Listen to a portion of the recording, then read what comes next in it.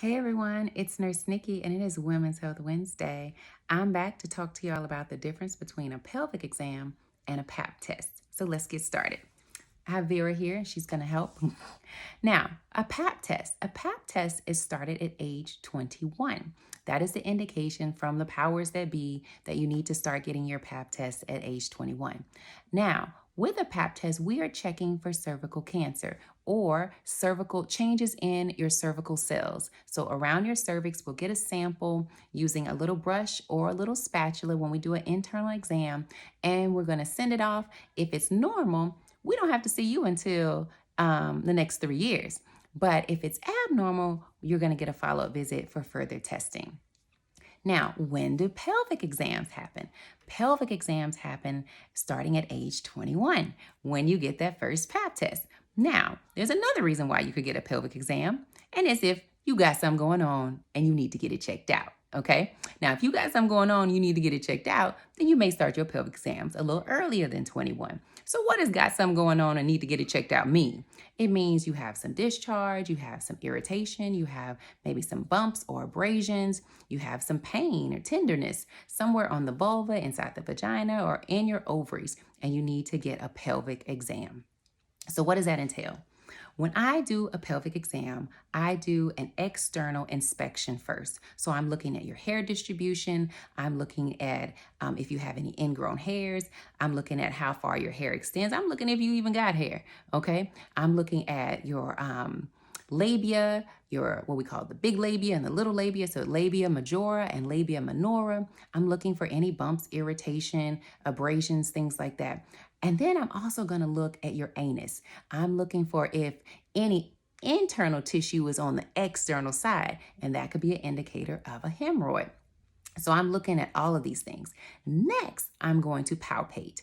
So I'm going to again palpate your labia minora and labia majora. I'm also going to look around your clitoris and pull back. It's a little, what we call a clitoral hood. I'm going to pull it back gently to see it should move, okay?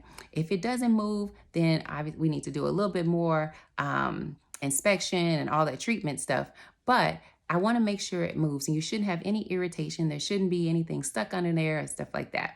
And then we're going to do what we call an internal exam. Now, with the internal exam, I'm going to use either a metal or a plastic speculum. I prefer the metal speculums, but we don't always have those. So we use the plastic speculum. We're going to use this. I use the smallest one first, and then if I need to use a bigger one, then I work my way up, but I always use the smallest one first. So I'm going to gently insert it into the vagina, going all the way back until I see the cervix, if you have a cervix. Okay, so I'm looking for the cervix and it's going to pop up into view. Now, if it's indicated, I will do a pap test, but if it's not time for your pap test, I'm not going to touch your cervix, okay?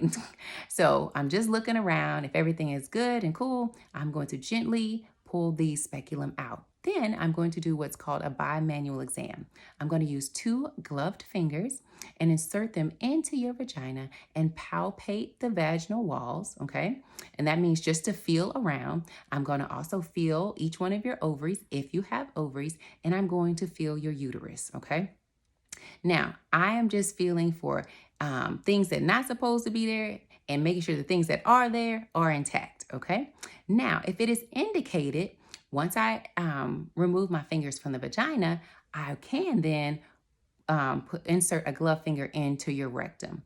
And I'm going to go into the anus, into the rectum, and I'm going to feel around. And again, if it's also indicated, the other clean finger will go into your vagina, okay? And that's called a rectovaginal exam.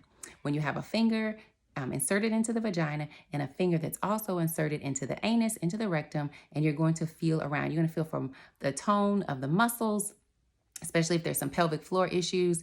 You're going to make sure there's no holes in between that, because nothing should be seeping from the rectum into the vagina and vice versa. We're going to feel for the backside of the uterus and making sure things are intact with that, okay? So that is what a pelvic exam, that's what a pelvic exam is looking for, and that's the basis of what should be happening during your pelvic exams. Again, with a pelvic, we are looking for discharge. You're going to come in because you got something going on and you need to get it checked out. So lumps, bumps, bruises, discharge, irritation, all of that jazz. we'll figure out what's going on. If you have any questions about the difference between a pelvic exam and a pap smear, let me know and I'm happy to help. I'll talk to y'all soon. Bye.